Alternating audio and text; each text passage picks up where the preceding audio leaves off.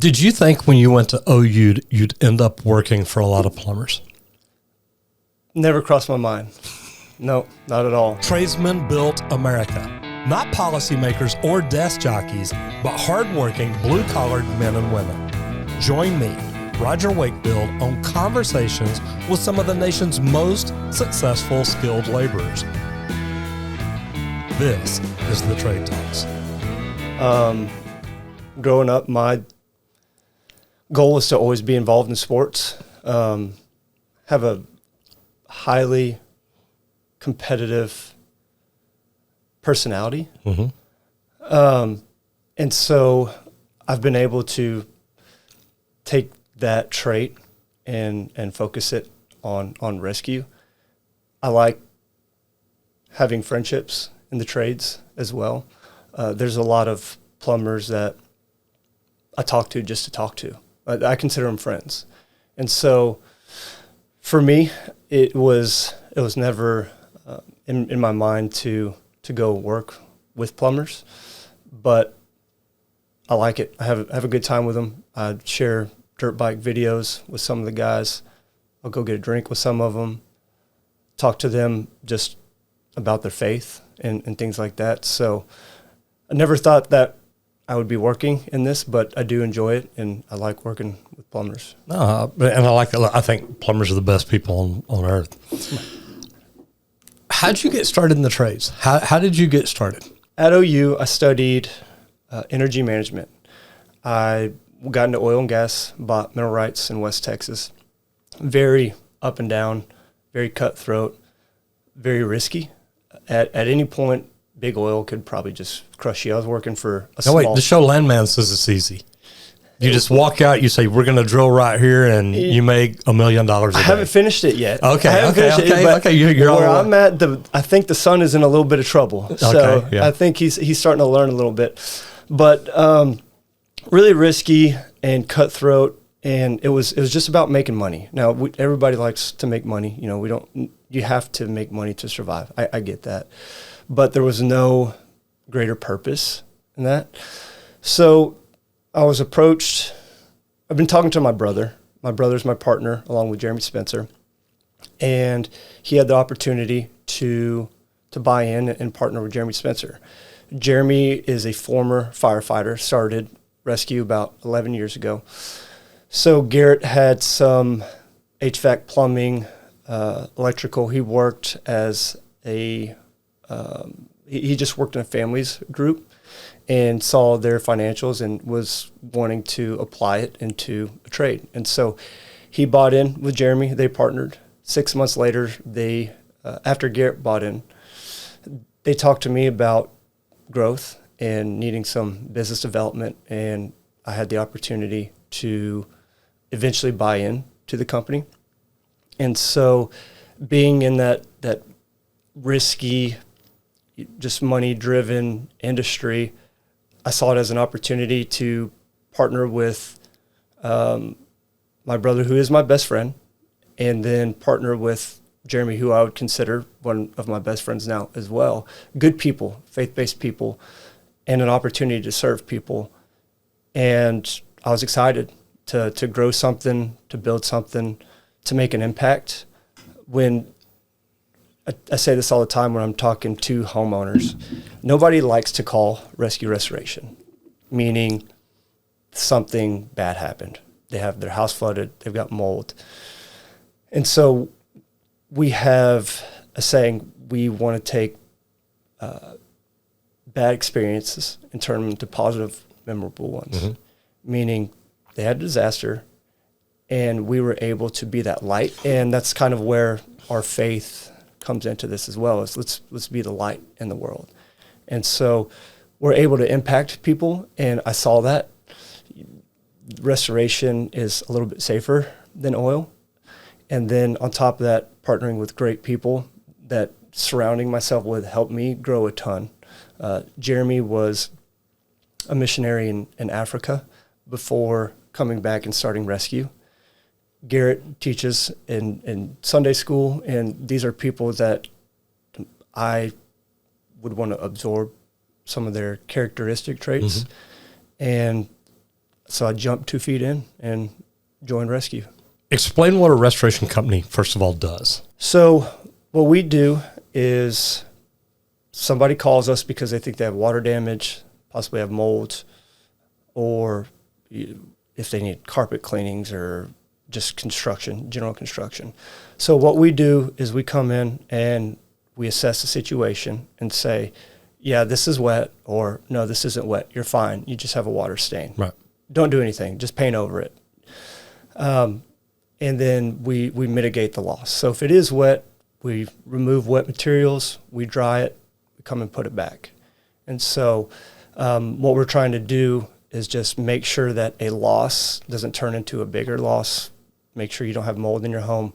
We don't want water damage to turn into health problems, which unfortunately can be the case, and we've seen it sometimes. Right. So we're there to help. So, and do y'all do everything, or do you hire subs to do every single part? So we do water and mold in-house. We are licensed in both, or certified in water. I guess there's no such thing as a water license, right. But we are certified in mold. We have a small in-house rebuild team. For larger projects, we have a handful of guys that we've used for years, flooring, custom cabinets, things of that nature. Stuff that's outside of our scope that you need someone really experienced, and that's what they do every day, then we're using subs. Cool. All the tradespeople that work for you, most of them have experience doing different things, stuff like that. What is a good trade for people to get into right now, based on what you see and your needs? Well, I'm a part of a lot of plumbing groups, and it seems like every day somebody's looking for a plumber to hire. Oh, yeah. I mean, it's every day. It's every company. It's like there's not enough guys that are licensed to keep up with the demand that every company has. And it's fixing to get worse. Right. Well, especially I'm reading all this stuff about AI too, and it's like the trades are safe for a long time. And so what I can tell is plumbing is for sure a great trade, just based on the groups that I'm seeing. Well, not just groups. What about your needs? What do you, I'm sure you've got carpenters, sheetrockers, painters. You've got a broad assortment of people. Probably not plumbers, electricians, and HVAC techs, but you may have a couple of those. What are your biggest needs as a restoration company? As a restoration company, our biggest needs are just people who like to serve people. People that can find value in communicating with people. Because truthfully, there's a lot of people that can cut drywall, they can paint, they can shoot baseboards. There's a lot of really artistic and good people that can do these things, custom drywall, all that stuff. And I think the difference is people that are willing to talk to homeowners and explain to them the why of why we need to do this or that, why you can't leave these things. Or people that are willing to go and say, hey, I messed this up. Let me make this right. And I think if people have the awareness to say, hey, I'm in somebody's house, it's their most valuable possession, their most prized possession. It's where they're going to raise their kids. They're going to spend most of their time.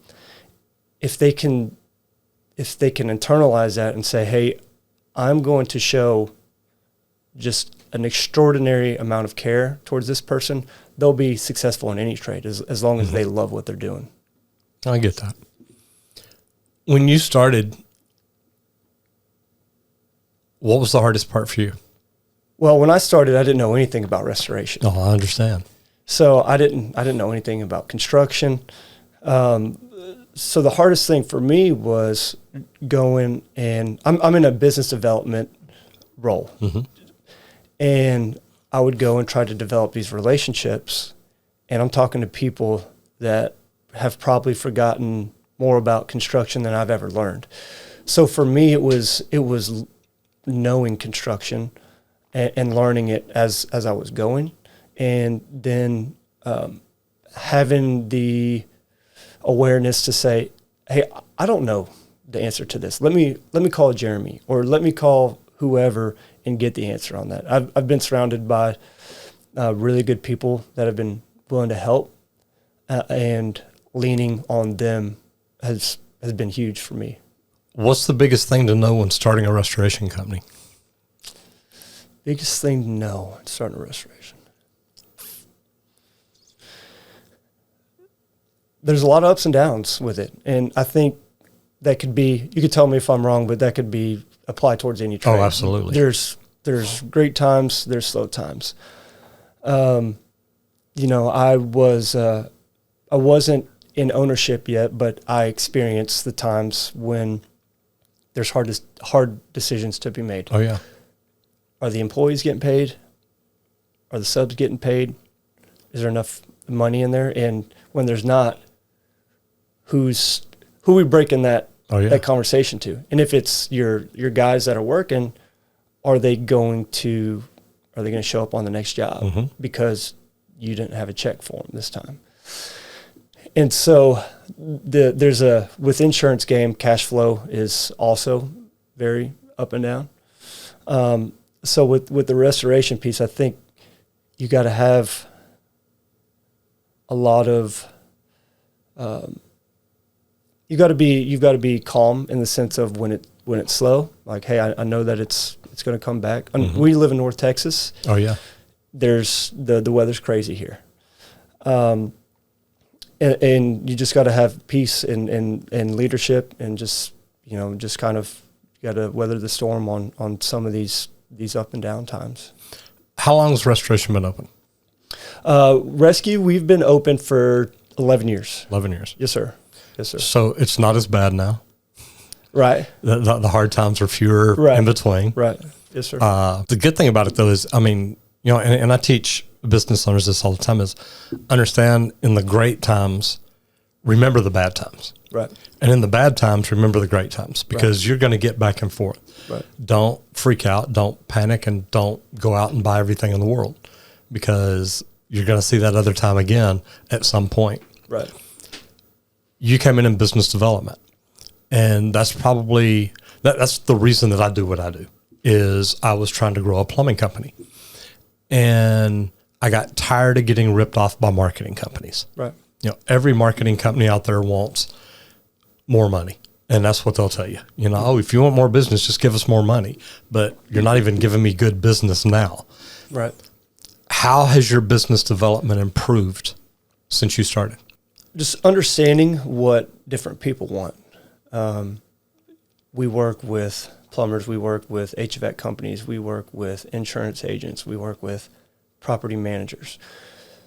So not everybody is looking for the same thing.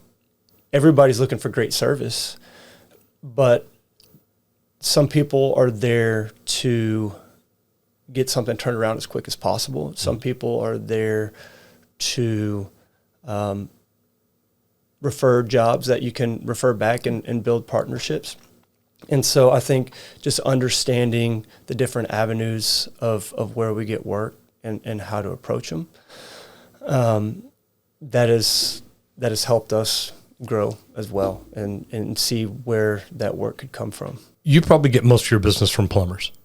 Is Good amount. Is that probably true? About half. Because most homeowners don't call and say, hey, right. Saw your ad on the website or something. Right. But plumbers walk in because we get calls when the water heater ruptures, when the toilet upstairs breaks, all kinds of things. What's the best insurance company to work with for you? The best insurance company. Well, the experience depends on the adjuster, honestly. Mm-hmm. So I have a lot of insurance agent friends. State Farm, Farmers. One of my good buddies, he's a broker for Progressive and a few of them. And so on the business side of it, as far as getting claims paid, it depends on the adjuster, truthfully. And in the conversation with the homeowner, I think sometimes restoration companies, and we can be guilty of this too, right, is relying on insurance versus having a conversation with the homeowner saying, hey, this is what needs to happen, and this is the why, explaining to them, this is what you need for your home. The insurance agents, you've got to have a good agent that explains to you, this is why you need this, or this is why you might be overpaying for this. This is fluff. And so those guys work for all the companies. Oh yeah. And so you just got to have a trustworthy guy that's going to tell you the right things and set you up for if a disaster does happen or something happens with your car.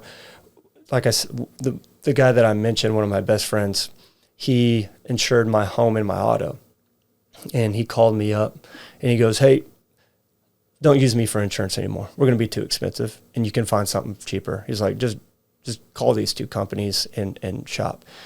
And I will rely on him for everything from here on out. He's taking money out of his own pocket. Someone that he knows I trust him with everything. Whatever he says, I'm going to say, okay, let's do that. And for him to go, hey, don't use me. Yeah, don't use me. So what company's he at? I'll give you his number. But I mean, that speaks volumes. And I think everybody can apply that. We try to apply that at Rescue as well, of when we go into a home and it's wet. People don't call us because, we cold called them. Right. We weren't No, like, I get that. hey, do you have water damage at your house? We'll come That out. doesn't happen very often. Right. They saw it and we say, hey, this is what you need to do. Whether you use us or not, that's okay, but this needs to be addressed. And so that's how that was handled with the insurance agent, and that's how we try to apply our work as well. I like that. Take just a second and tell everybody who you are and what you do. I'm Grant Bothun with Rescue Restoration. We do water damage mitigation, mold remediation, full construction, carpet cleaning, duct cleaning, and work with all the tradesmen, help them however we can.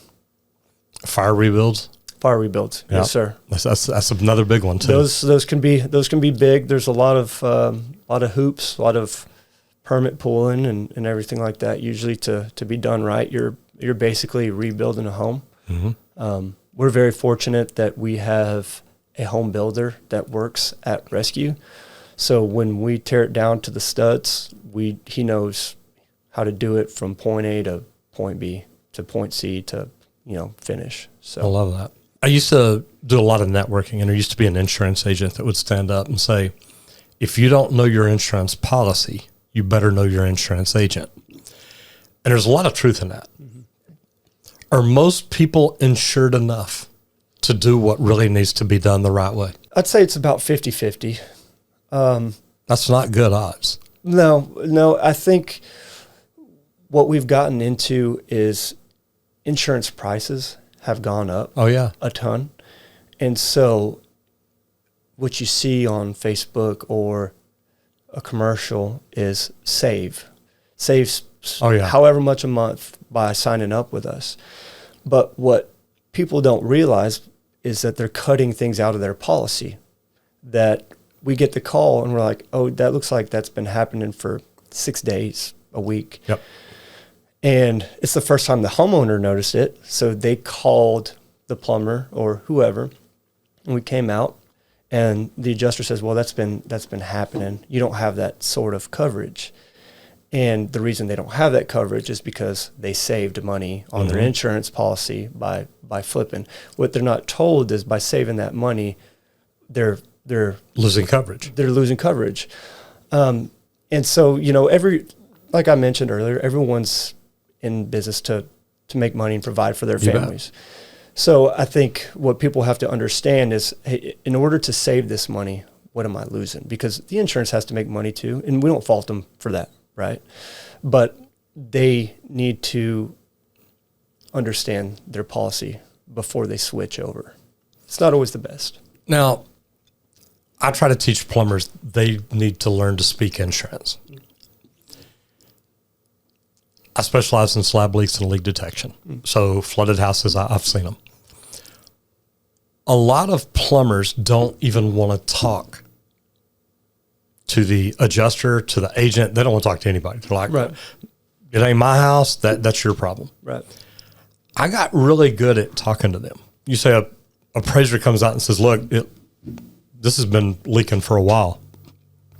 I just look at them very politely and say, well, do me a favor and explain to me how you can prove that. because I've been plumbing 45 years. Right. I can't prove that it didn't just start today. Right. Now, if there's mold there, stuff like that, the wood's swollen, dry, brown, you bet. I get that. Right. But I love it when they come and tell me, oh, well, no, this has been happening a long time. It's like, wait, this just showed up today. How can you be sure? Or how can you prove that? And I'm very polite about it. I'm not rude about it. Right. It's like, man, I would love for you to teach me how you prove that this happened a week ago or 6 weeks ago or a month ago. Right. Because I'm looking at it and I've been plumbing for years and I don't know how to prove it. And they get really quiet then. Right. And a lot of times just asking the right questions can make them stop, think, change their mind and say, okay, look, maybe you're right. Right. How good do you have to be at speaking to insurance appraisers or agents or somebody? And really it's the appraiser, not the agent.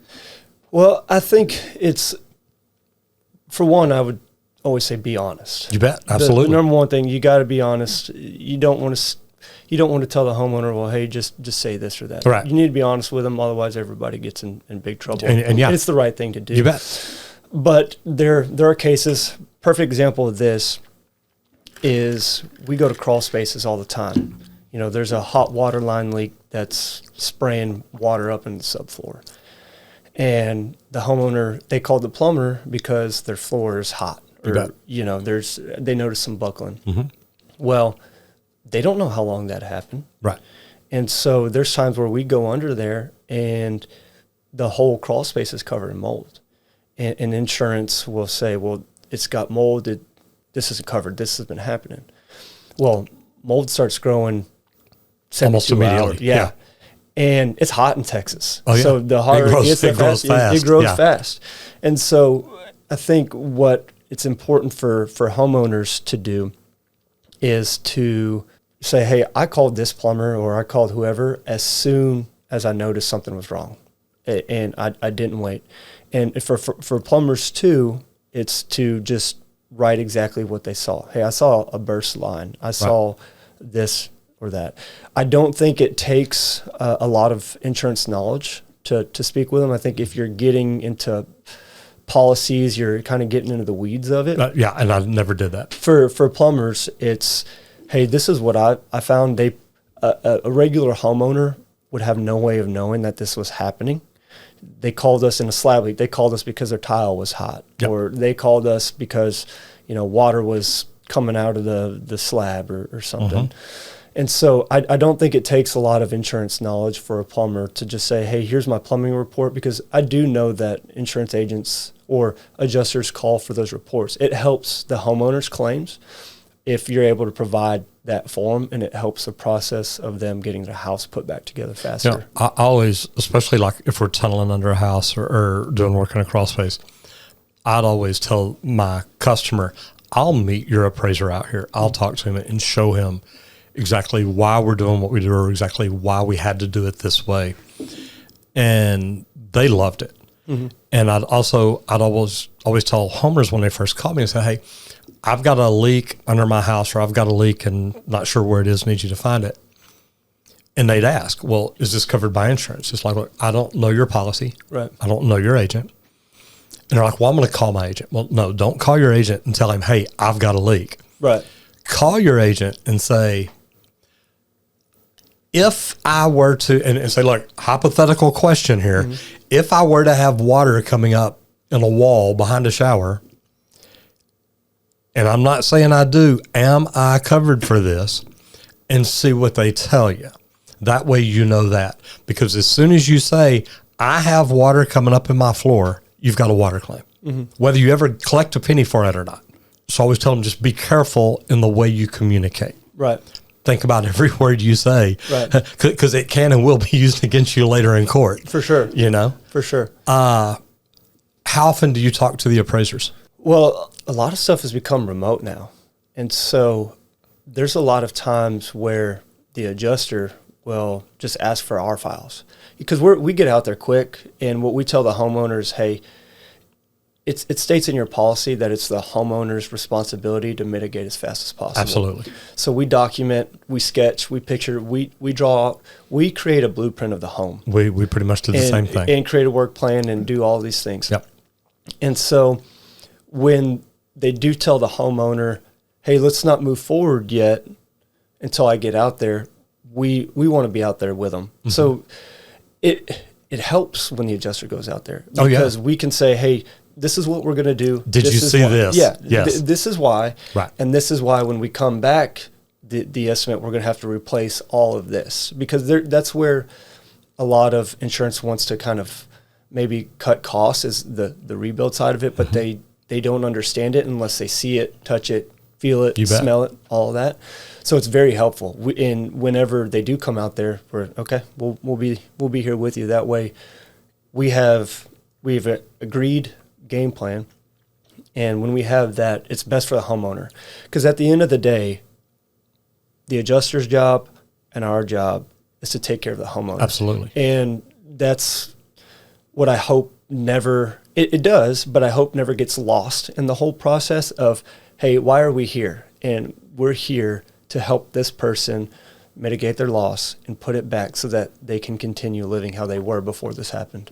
What's the worst insurance company you've ever dealt with? Again, I think it goes back to adjusters. Okay. I work with some really good people.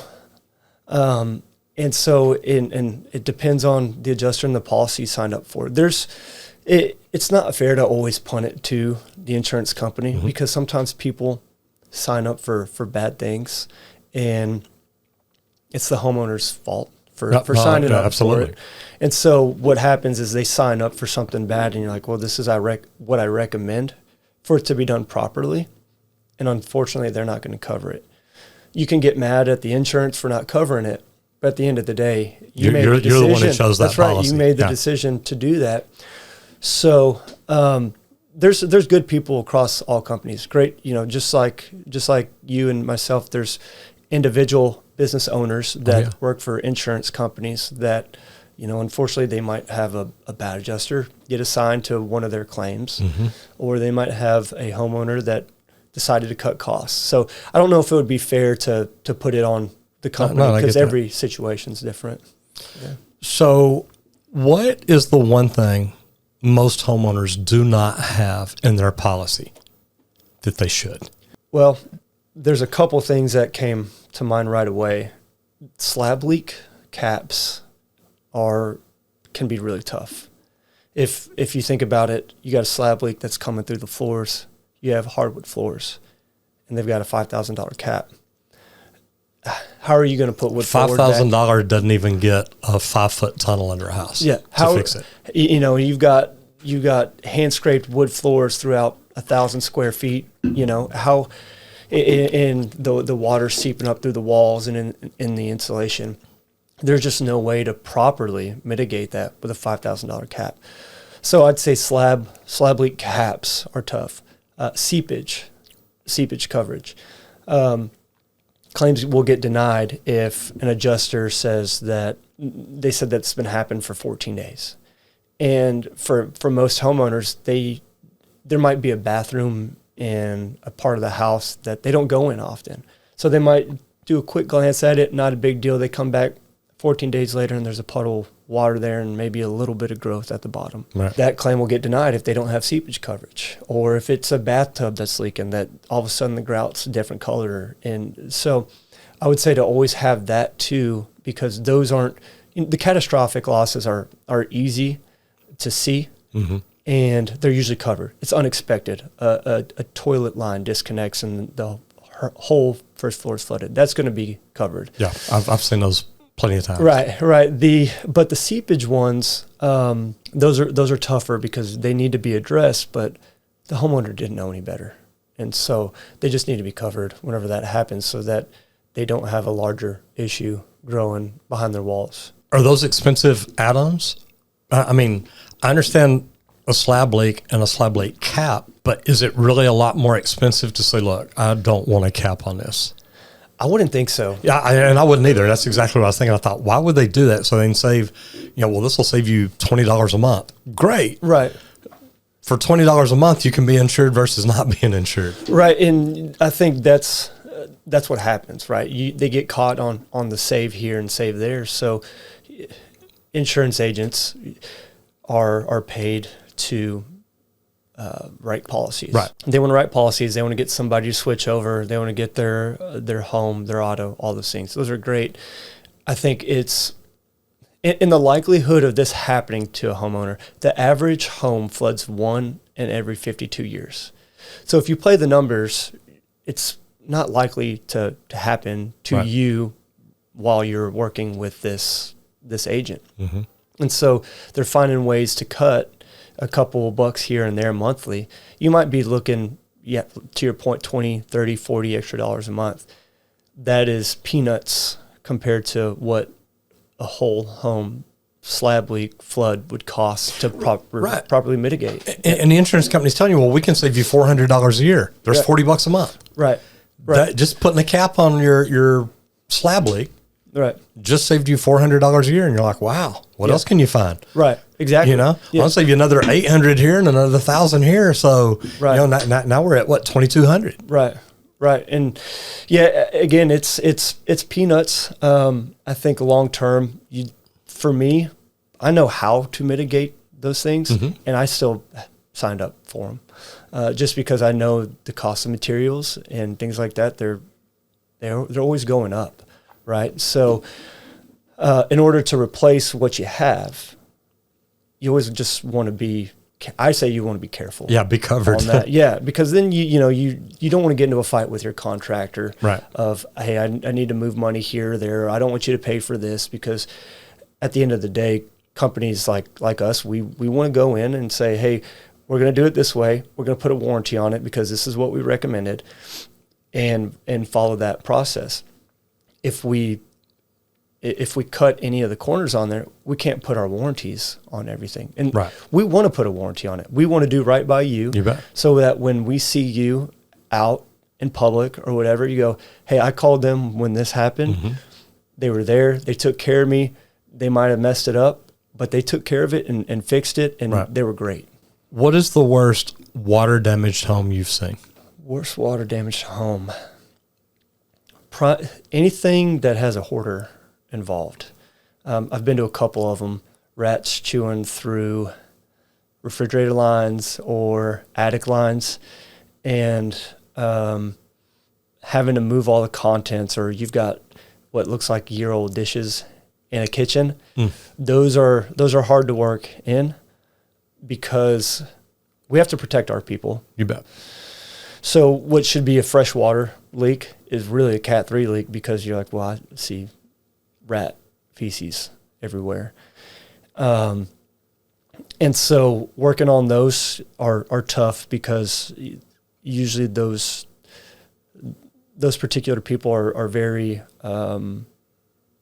they like their things. And so it makes it hard to work in. So I've seen some big floods that have boxes and piles of things to move. Makes it pretty difficult. What's the worst fire damage you've ever seen? Complete destruction. Complete. Yeah. We did one recently for a really close plumbing buddy of mine. His house caught on fire about a week after Christmas. And for those are always so delicate, because people lose items that are very close to them. They lose their kids' pictures, trophies. Maybe they lost something from a relative that had passed.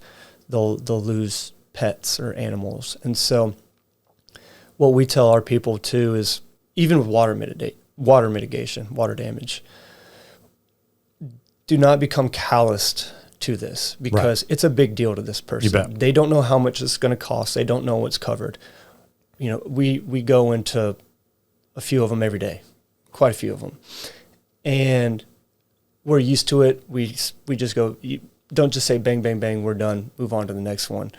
Be there for them, have some empathy, and let them know, like, hey, I'm going to guide you through this. If you have any questions, you call me whenever you need me. If I don't answer, I will call you back, because again, it's somebody's most valuable possession, and they need somebody that they can trust, because there's horror stories with every sort of contractor, right? Plumbing, electrical, water. Everybody's been roofing. ripped off by somebody. Right. And so they just want to make sure that the person that's in their home touching their stuff is doing the right thing. and that they're not just there to grab money. And so, in particular to the fire, those people are usually losing things that are very close to them. So I don't know if the damage itself is bad, but just like that's tough to lose something that your grandmother had given to you and had been in the family, or you lose a pet. And so seeing those things they'll make you appreciate. They'll make you go home and hug your kids and appreciate what you have.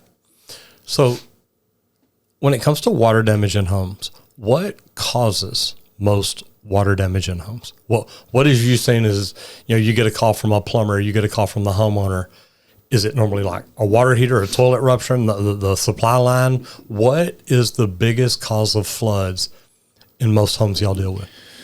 Water heaters, slab leaks. We get a lot of leaky sinks. Those are usually difficult. Those are the most difficult for homeowners because they've been leaking for so long that they cause just the right amount of damage to cabinets and maybe a little bit of growth to where you can't get it covered.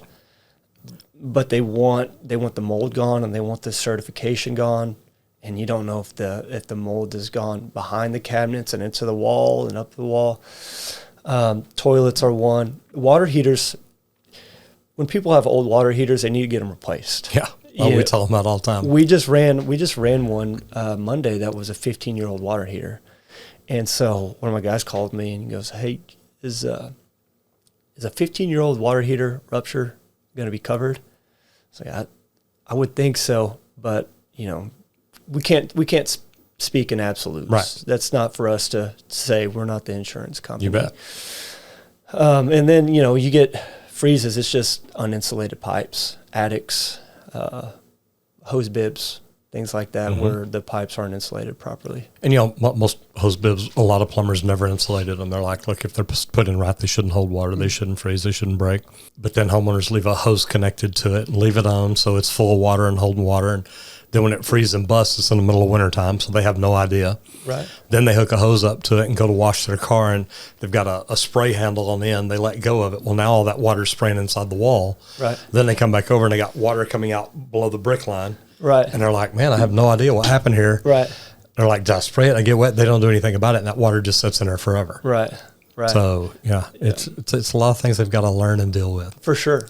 I think people have become more educated on it over the last 5 years. I mean, 2021 kind of opened a lot of people's eyes. Yeah. And we've Our had stuff will freeze here. Right. And we've had hard freezes every year since then. And this last one was probably the slowest we had been on one of those, which is good for homeowners. They're learning. People are educating them. Plumbers are educating them. Other restoration companies, we're educating them. Because at the end of the day, we're here to help people. But nobody wants to be standing in an inch of water if you can prevent it, right? And so I think a lot of people experience that. I mean, in that 2021 freeze, there was a neighborhood where I think we ran 11 calls just in that neighborhood alone, and there couldn't be but 100, 200 homes in there. It was a wild time. Mm-hmm. Oh, when that happened, I still had the plumbing company. I got a call. One of my customers was in Cancun or Cozumel. Says, hey, my neighbors called and says water's pouring out the front door, that they're trying to shut the meter off and all that. Can you go over there? I said, sure. Yeah. I get over there. Matter of fact, NBC5 went over there with me. Yeah. And showed up and walked in, and I mean, all the ceiling is laying in the living room floor. Went over into his office where sports collectibles, all kinds of things. And I mean, it's everywhere. Yeah.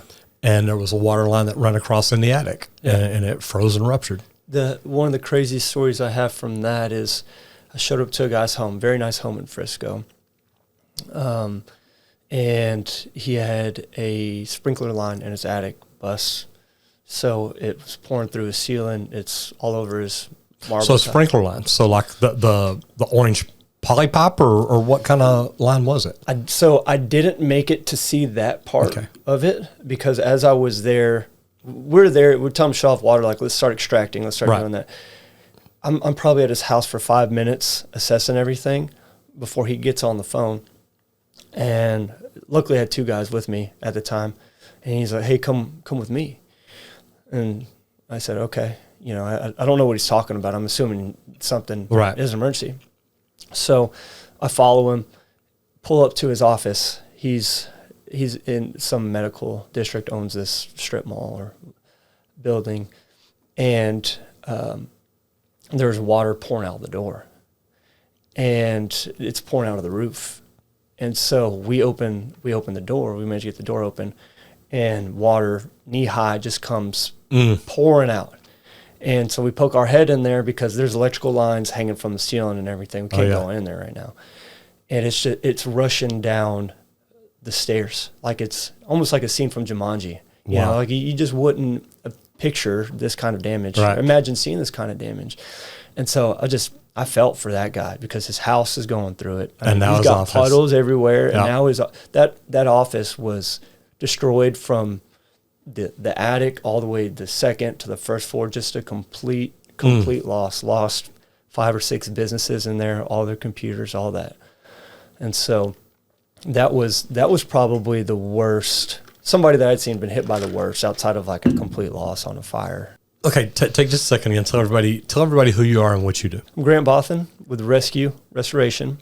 We do water mitigation, mold remediation, carpet cleaning, duct cleaning, full-scale rebuild and remodel, anything that can help tradesmen finish jobs and help homeowners. You know, you talked about the water running. I live by Woodbridge, the clubhouse.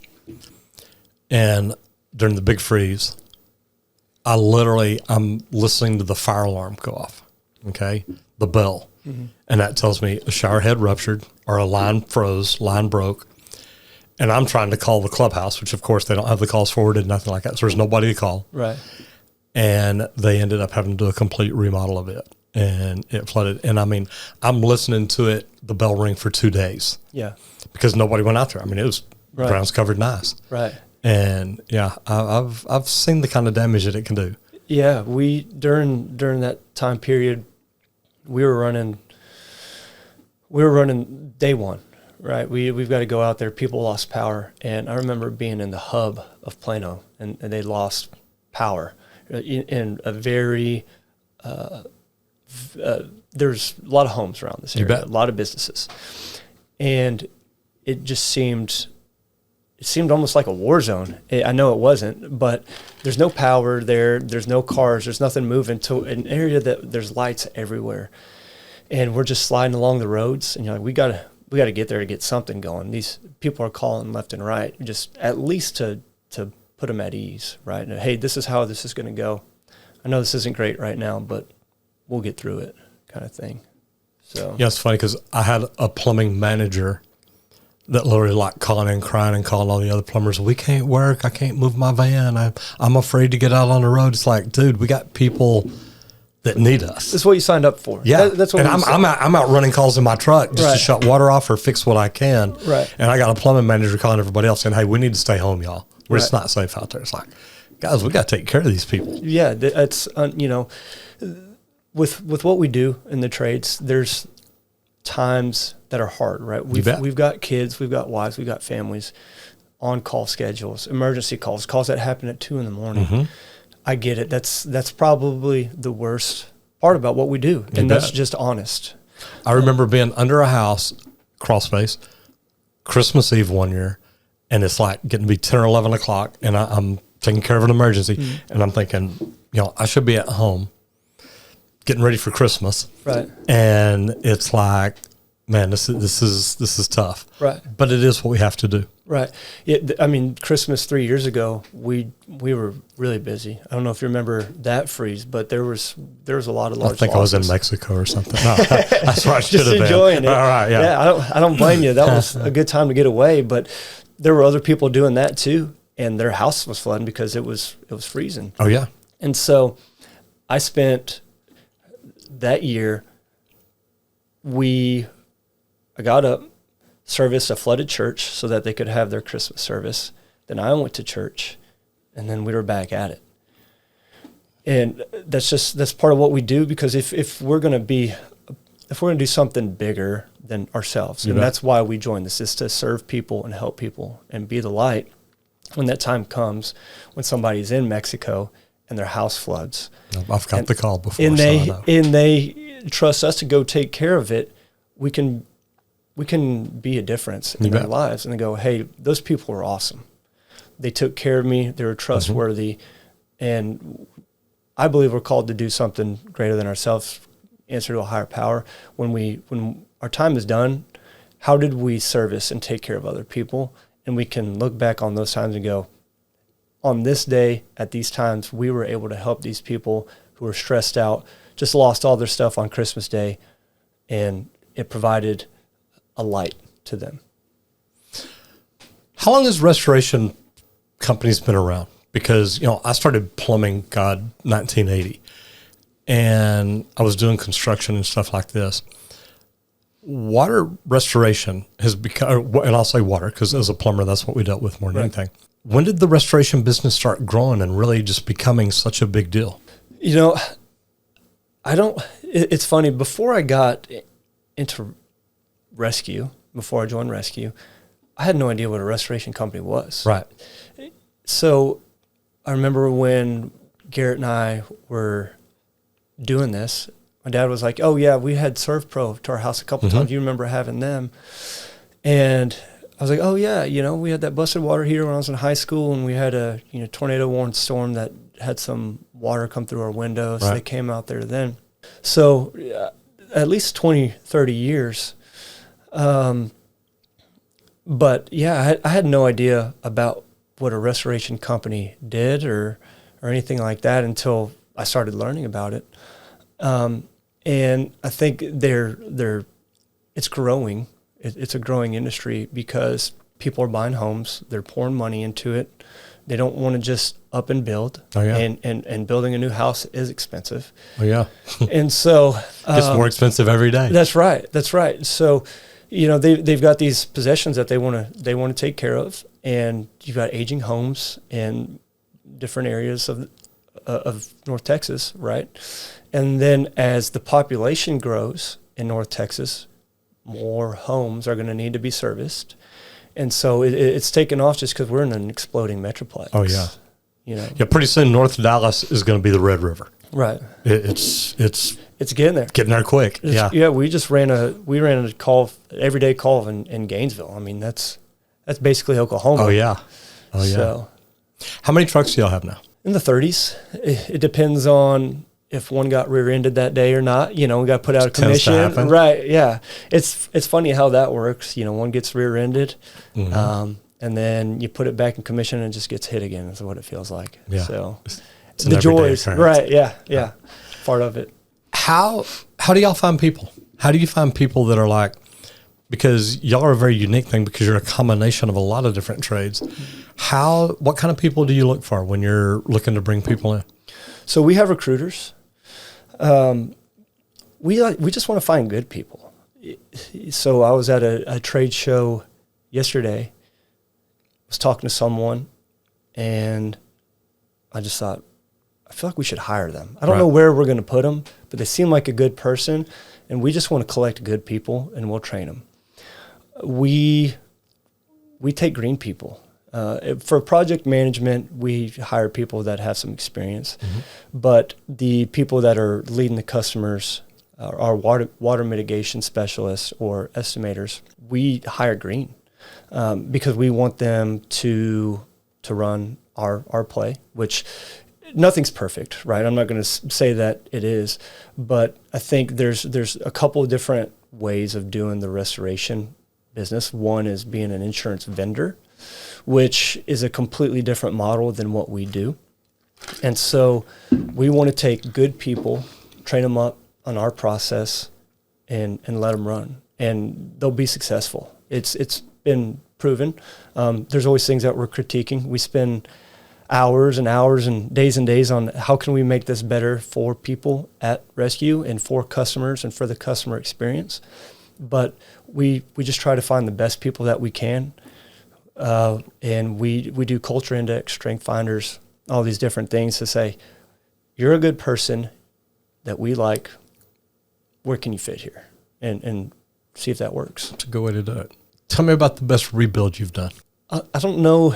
I don't know if we're allowed to name drop on some of these things, but it doesn't have to be a name. Yeah, so we're rebuilding a few of the Cowboys players' homes. It was funny. We've got it was like back to back calls on it, and one's in a home and one's in a condo, and so we're doing a good job on it so far. I guess we'll see what happens when it finishes and the checklist comes, the walkthrough comes. Right.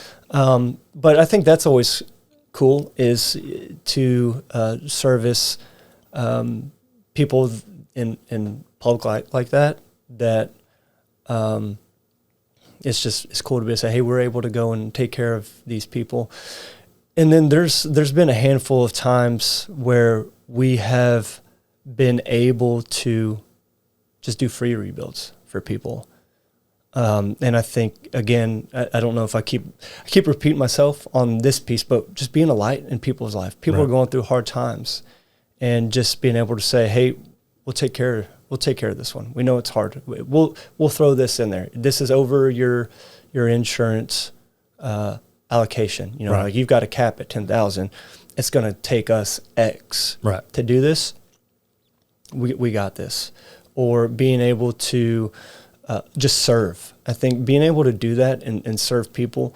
Can't do free jobs all the time, right? You know, but when we are able to do those free jobs and help somebody out, that's what I like. We're making a difference. We're not there to just make a buck. Mm-hmm. And so we get handwritten letters sometimes from homeowners saying, hey, thank you for your help. Like, great experience.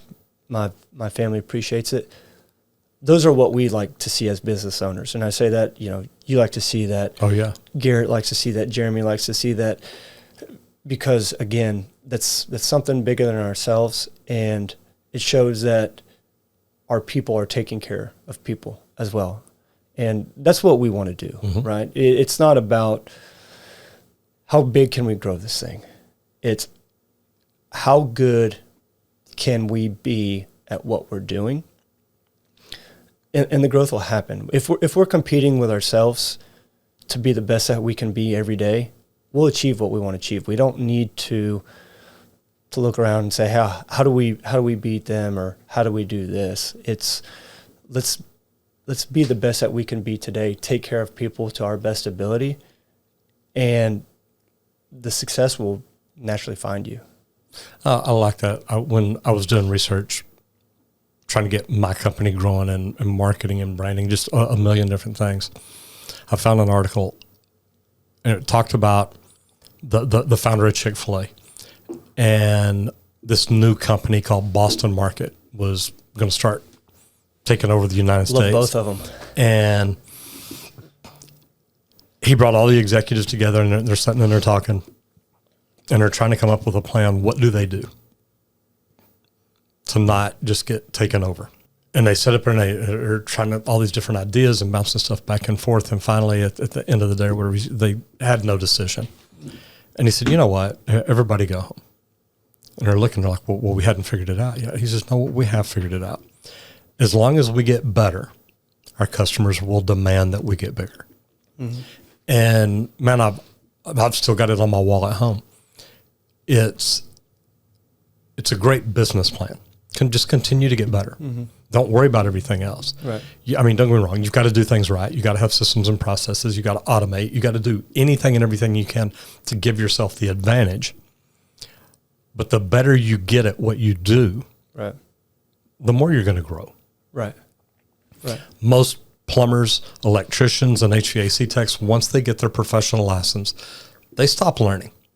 They're like, I'm a tool now. Let me go plumb. That's what I do. But they don't understand, the more you learn, the more you grow, the more you can make, the better you can provide for your family, just a million different things. Right.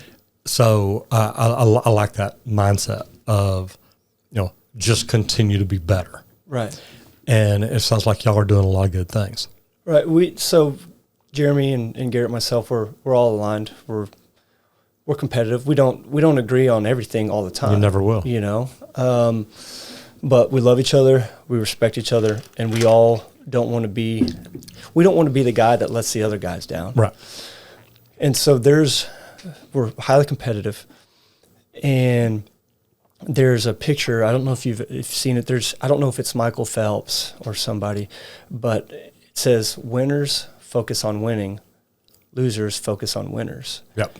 And so he's swimming, and the guy that's losing is looking over at him ahead of him. And so I think the mindset of just, you got to lead people and help direct when they're going, off course, right? Mm-hmm. But the best way, I think, to get them on the right path is just focus on you being the best that you can be every day too. And they see that. Lead by example. If you're not willing to do what you're telling others to do, then you're just preaching and not practicing. And so I think we have that. We have guys that are willing to go, hey, this is what we're going to do. We've done it. We've been there. And also we're willing to hear, like, hey, this isn't working. This is why. I mean, I think anybody that says, hey, this is our way, this is what we're going to do no matter what, and being ignorant to their people. Again, nobody can have success without a great team around them. Mm-hmm. I believe. No, you're right. You might be able to have a basketball player that can win some games by themselves. Oh yeah. But not in business. You've got to have great people around you that understand that you love them and that you care for them, and then you got to prove it. Mm-hmm. And we spend hours and hours of what is best for our people and how can we help them earn and take care of people, but also how can they have a family life too? Because we can get caught up in emergency services and go, we're going to run 1 million calls after hours, or we can go, let's see how we can shift this to where it works for all of our people, right, so that they can make $1, and then go put their kids to bed. Tell me about the best day you've had at work. The very best day. The best day I've had at work. I don't know if I could tie it to one. I think I get the most joy out of our guys and our girls having a good day, as far as happy homeowners. Jobs are going smooth. Guys are making money. And just knowing that they're happy. When you don't, not that you don't want to deal with headaches, but when there's less headaches and your people are happy, those are great days, because you feel like you're helping them achieve what they want to achieve in their lives, right? You don't want people showing up going, I got to go to work today. Right. Gummit. You want them waking up going, I get to go to work today. I'll get to make a few dollars. The people that I work with are good people. They're going to take care of us. They're helping us do the right things. So the best days for me are when we've got people that are happy and are glad to be there. The day that we got to come to the office and everybody hates their job, should probably hang it up. Right. So I'm happy when our people are happy, and that's not tied to a particular job. It makes me really happy when we get 5-star reviews, because that means we provided something that that's what we set out to do. You bet. Right. So if you're a team, you practice, then you go play the game, and did you get a win at the end? For us, would be, okay, we got the call. There's a marketing W. We booked the call. There's an admin W. You bet. We got the job. There's a sales. Then we got the 5-star review. That is the production W. You go, we won the game if we did that. And so that's how I look at it. Is did we get a lot of W's today? Okay. Tell me about the worst day you've had at work. Worst day at work. I can't tie it back to one either. You don't have great days or bad days. Yeah, I just every day is just bland. I mean, I don't tie it to one specific thing. I know the thing that would wear on me the most is it's just people, customers or employees or whoever it may be, think that that we don't care. If we get a concern call or anything like that there's someone that thinks, again, we don't care about the job. That bothers me, because we think about, I think about this stuff nonstop, almost to a detriment sometimes is, again, because I want to, how can we do this better? What can we put in place so that this doesn't happen? And I just hope that nothing that we do ever shows like a homeowner that we don't care, because I know that we do, and we're going to do what's right at the end of the day. And so for me, the bad days are if someone within rescue or myself isn't just doing the best that we can, and those aren't good days for me, because we care a lot about our people, and we care a lot about the people that we're servicing. We also we have two sets of customers, right? You know this as a plumber and a customer. We've got people that refer us, and then we've got our actual homeowner. And so we want to make sure that everybody knows, like, hey, we are going to do this the best of our ability, 24/7, 365, no matter what it takes. And so I just don't want that lapse to ever happen to where there's ever any doubt of they're just out there to make a buck, because that's not the case. I get that. The day after you graduate high school, you get up, next day you walk out the front door. And you can go back right now and stand in front of your young self. What do you tell little Grant based on everything you know right now? One of my biggest regrets, and it doesn't have anything to do, unfortunately, with the trades right now, but I had the ability to go play sports at some military academies. I would be pressed to say that I wouldn't go back and at least try that. I loved my experience at OU, but when I was getting recruited, I was told that there's 4 years of school, 5 years of service. Well, when you're being told that at 18 years old, you're going, well, shoot, I'm going to be 27 before I'm making my own hey, it worked for Roger Staubach. Yeah, you know. yeah. Well, and so, but, you know, I didn't start at rescue till I was, 26.